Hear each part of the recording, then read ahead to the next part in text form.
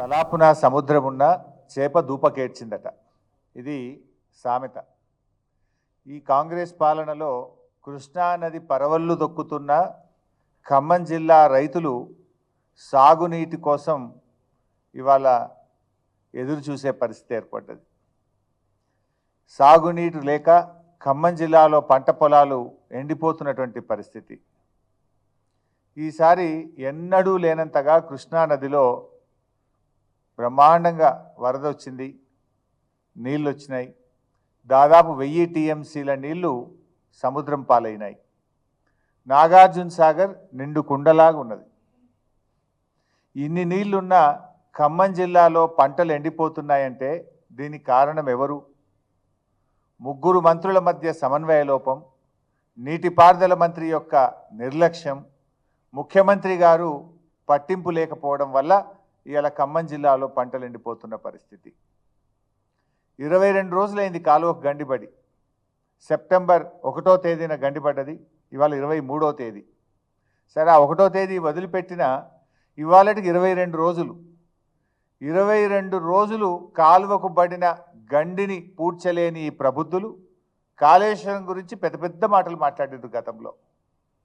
22 రోజుల్లో ఒక కాలువ గండి పూడ్చడం చేత కదా ఈ ప్రభుత్వానికి?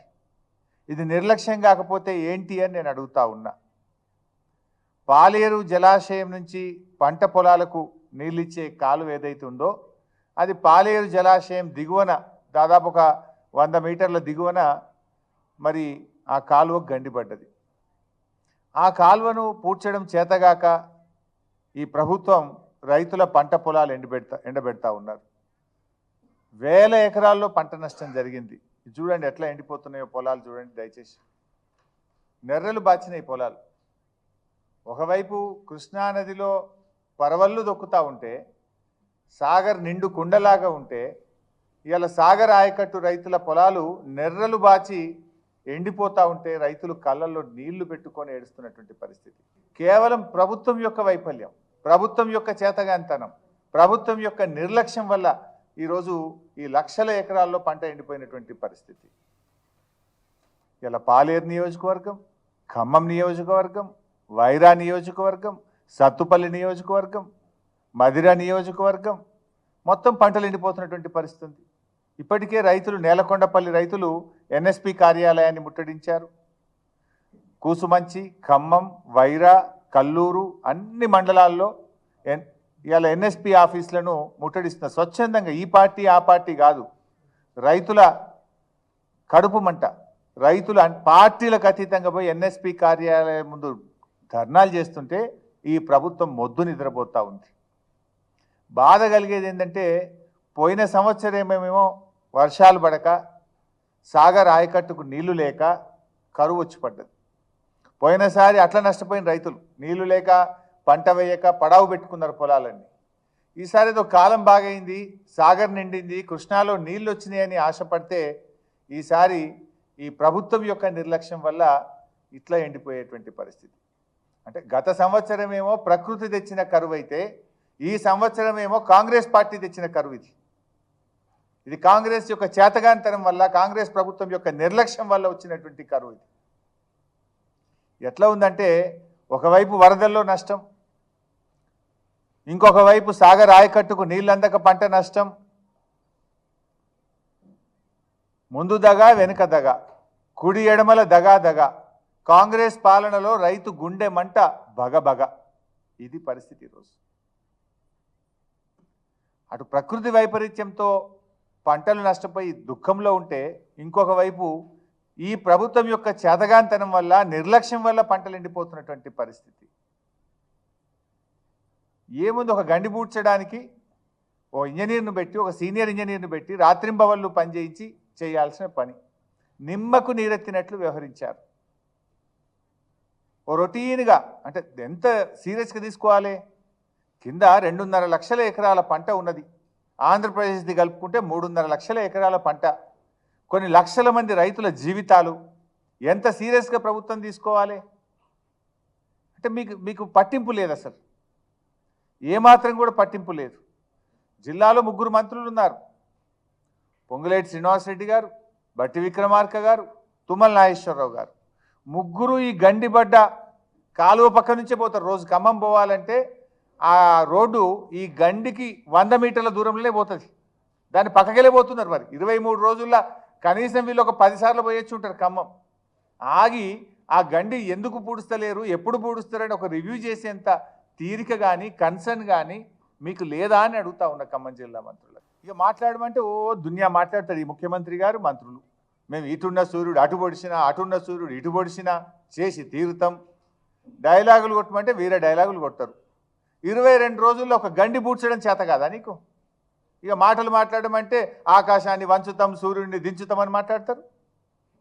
గండి పూడ్చడం 22 రోజులుగా ఒక గండి పూడ్చడం చేత కాలేదు అంటే ఇది ప్రభుత్వ నిర్లక్ష్యం కాకపోతే, ఇది మీ నిర్వాకం కాకపోతే ఇంకేంటి అని చెప్పి నేను ఈరోజు అడుగుతా ఉన్నా.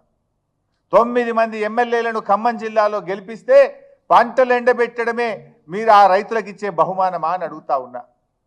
9 మంది ఎమ్మెల్యేలను గెలిపిస్తే హెలికాప్టర్ కూడా పంపకుండా 9 మంది ప్రాణాలను బలిగొట్టినటువంటి పరిస్థితి మీది. 3 మంత్రులు ఉన్న జిల్లాలో 3 లక్షల ఎకరాల పంటను ఎండబెడుతున్నటువంటి పరిస్థితి. ఇదా కాంగ్రెస్ పార్టీ చేసినటువంటిది? ఒక మాటలో చెప్పాలంటే ఈ ప్రభుత్వానికి కూల్చివేతలు తెలుసు తప్ప పూడ్చివేతలు రావు. కూల్చివేతలు తప్ప పూడ్చివేతలు వచ్చినట్టు లేదు ఈ ప్రభుత్వానికి. హైడ్రా పేరు మీద పెద్ద డ్రామా నడుపుతున్నారు ఇక్కడ. కూల్చివేతల పేరు మీద పేదవాళ్ళ ఉసురు పోసుకుంటున్నారు. అరే లక్షల మంది రైతులు అక్కడ నీళ్ళు ఎప్పుడు వస్తాయని కళ్ళల్లో వత్తులేసుకొని సాగర్ నీళ్ళ కోసం ఎదురు చూస్తుంటే గా రైతులకు నీళ్ళు ఇవ్వడం చేత కాదా? మీ ప్రాధాన్యత ఏంది అని అడుగుతున్నా. పేదల ఇల్లు కూలగొట్టడం మీ ప్రాధాన్యతనా? లక్షల ఎకరాల్లో పంట ఎండిపోతుంటే ఆ మరమ్మత్తు చేసి రైతులకు సాగునీరు అందించడం మీ ప్రాధాన్యతనా అని నేను అడుగుతా ఉన్నా. జిల్లా మంత్రులు పొంగిలేటి గారు, తుమ్మల గారు, బట్టి గారు పొద్దులేస్తే కేసీఆర్ గారిని తిట్టుడు, బీఆర్ఎస్ని తిట్టుడు. ఇందులో మీరు పోటీ పడుతున్నారు. రైతులకు నీళ్ళు ఇవ్వడం కోసం పోటీ పడలేరా? రైతులకు నీళ్ళు ఇవ్వడం కోసం తన్లాడలేరా? జిల్లాలో ఆర్థిక శాఖ మా దగ్గరనే, వ్యవసాయ శాఖ మా దగ్గరనే, రెవెన్యూ శాఖ మా దగ్గరనే. ప్రభుత్వమే ఖమ్మంకెళ్ళి నడుస్తుందంటారు కదా. మరి ప్రభుత్వమే ఖమ్మంలో ఉంటే జానెడు గండి బూడ్చలేకపోతున్నారా 22 రోజుల్లో అని అడుగుతా ఉన్నా. 22 రోజులుగా నిద్రపోతున్నారా అని నేను అడుగుతా ఉన్నా. మీ నిర్లక్ష్యం చూసి, మీ నిర్వాకం చూసి, ఆ ఎండిపోతున్న పంటలను చూసి జిల్లా రైతులు 9 మందిని గెలిపించి ఏం లాభమని వాపోతా ఉన్నారు. 3 మంత్రులుండి 3 లక్షల ఎకరాలు ఎండబెడుతుంటే ఈ 3 మంత్రులుండి ఏం లాభమని ఆ రైతులు వాపోతున్నటువంటి పరిస్థితి ఉన్నది. ఈరోజు రైతుల పట్ల కనీసం దయా జాలి మీకేమైనా ఉన్నదా అని అడుగుతున్నా. ఒక మంత్రి గారు అమెరికాలో ఉన్నాడు, ఇంకొక మంత్రి గారు బీఆర్ఎస్ పార్టీని తిట్టే పనిలో బిజీగా ఉన్నాడు, ఇంకొక మంత్రి గారు వ్యవసాయ మంత్రిగా ఉన్న వరదల్లో కొట్టుకుపోయిన పొలాలకు ఇప్పటికీ నయా పైసా సాయం కూడా చేయలేకపోయారు. రైతు బంధు ఇవ్వరు, రైతు భరోసా ఇవ్వరు, రైతులకు పూర్తి రుణమాఫీ చెయ్యరు, మొన్న వర్షాలకు నష్టపోయిన పంటలకు పరిహారం ఇవ్వరు, కనీసం మిగిలిన పంటలకు సాగునీరన్న ఇవ్వండి అని కన్నీళ్లు పెట్టుకుంటుంటే కనీసం సాగునీళ్లు కూడా ఇవ్వని ప్రభుత్వం ఈ కాంగ్రెస్ ప్రభుత్వం. బట్టి గారు ఎప్పుడు మాట్లాడినా మాది రైతు ప్రభుత్వం అని చెప్పి ఊదరగొడుతుండే. ఇదేనా రైతు ప్రభుత్వం వ్యవహారం? ఇదేనా రైతులను మీరు సాయం చేసే తీరు? రైతుల కన్నీళ్లు దుడిచే తీరు? మీరు కన్నీళ్లు దుడ్చడం కాదు, కన్నీళ్లు పెట్టిస్తున్నారు మీరు.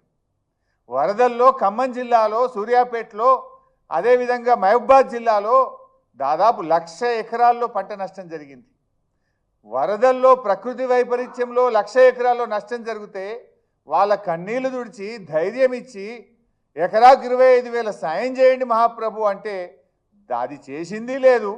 కొత్తగా మీ నిర్వాకం వల్ల మరో 2 లక్షల మంది రైతులకు పంటలు ఎండబెట్టి ఇవాళ వాళ్ళ కన్నీళ్లు తెప్పిస్తున్నారు. ఇదా ప్రభుత్వం వ్యవహరించే తీరు? ఇదా మీ ప్రభుత్వం యొక్క ప్రాధాన్యత? నేను అడగదలుచుకున్నా.